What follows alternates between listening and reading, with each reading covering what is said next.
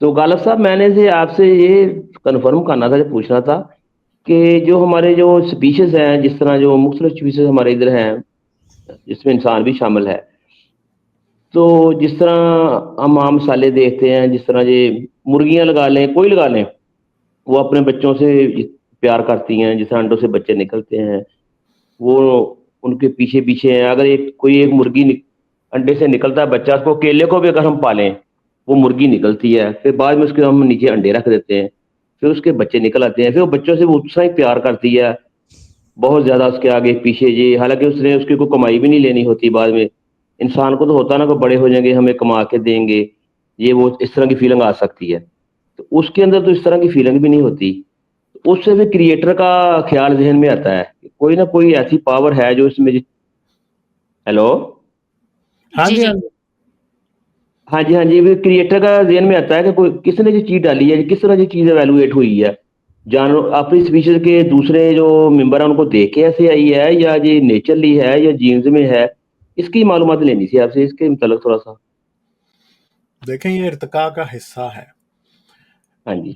जब ज़िंदगी शुरू हुई थी, आप देखें दुनिया में बहुत से, आप जानवर की मुर्गी की मिसाल दे रहे हैं ना, हाँ दुनिया जी। में बहुत से जानवर ऐसे हैं कि जो अपने बच्चों की एक रत्ती बराबर भी परवाह नहीं करते। जैसे आपसे सिंपल एक बात करते हैं, जो कछुआ होता है ना, कछुए की फीमेल, वो हाँ सहरा जी। पे, वो साहिल पे अंडे दे के चली जाती है, ठीक है?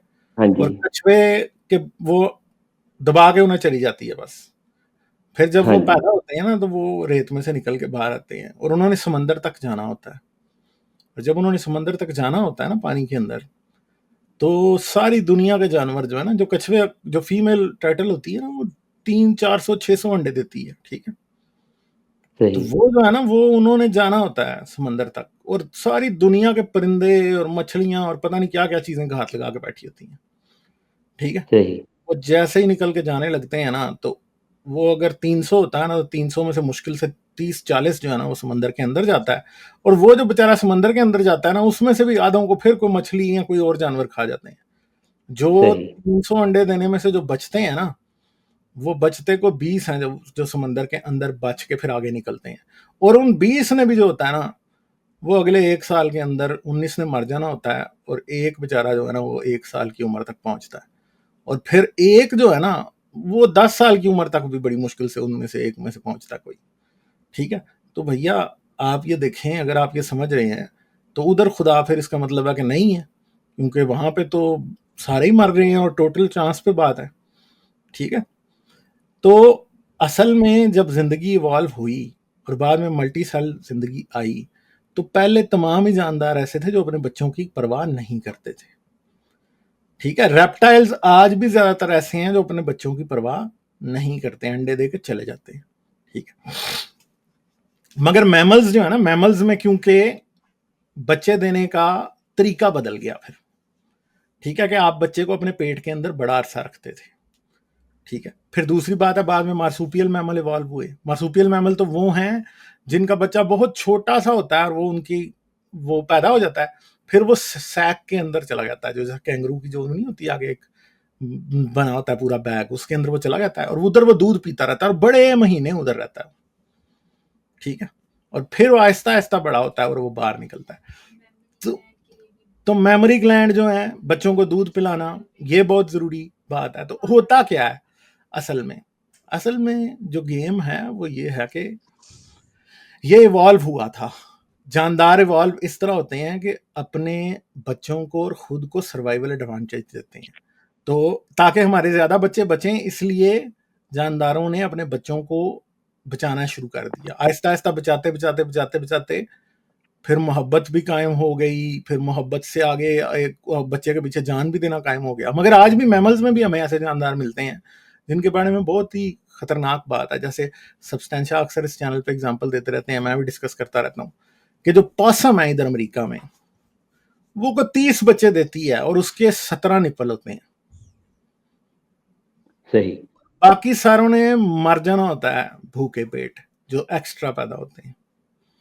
तो वो भी तो फिर अच्छा। खुदा ने बनाई है ना। अगर वो खुदा ने बनाई है तो भाई फिर तो खुदा ने गुनाह कर दिया उसे बना के, क्योंकि उस बेचारी के पास निप्पल 16-17 है और बच्चे 30-35 पैदा हो रहे हैं, आधों ने सीधा ही मर जाना है वैसे ही, ठीक है? सही। तो मेन बात ये है कि ये भी अगर आप ये समझें तो कीड़े मकोड़े कहाँ अपने बच्चों की परवाह करते हैं। मच्छर जब अंडे देती है तो क्या करती है उसकी परवाह? ठीक है, नहीं करती ना। मेंढक करता है? मेंढक में कुछ मेल्स जो हैं वो करते हैं परवाह अंडों की, फीमेल तो नहीं करती, अंडे देके वो गई। ठीक है, बहुत से और जानदार हैं जिनमें नहीं। मैमल्स में एक आम बात है कि ज्यादातर जो है ना अपने बच्चों की परवाह करते हैं। बर्ड्स में भी ये आम बात है कि वो करते हैं। ठीक है, वार्म ब्लडेड एनिमल्स, और वार्म ब्लडेड एनिमल्स हमें एवोल्यूशन में भी बात समझ आती है कि वो क्यों करेंगे। उसकी बड़ी सिंपल बात है कि वार्म ब्लडेड एनिमल्स जो है ना, शुरू में जो उनकी एवोल्यूशन है ना, जो समझा जाता है वो ये है कि वो ठंडे इलाकों में हुई थी, ताकि वो अपनी हीट रेगुलेट करके बॉडी की उन इलाकों में रह सकते थे जहां पे रेप्टाइल्स ठंड के मौसम में जिंदा नहीं रह सकते थे, या फिर आमतौर पे ही वो वहां पे सरवाइव नहीं कर सकते थे। जैसे एक सिंपल बात है कि आप नाइल रिवर का मगरमच्छ उठा के कनाडा ले जाएं तो वो वहां पे जिंदा रह सकता है? रह ही नहीं सकता। रशिया ले जाएं, जिंदा रह सकता है? नहीं।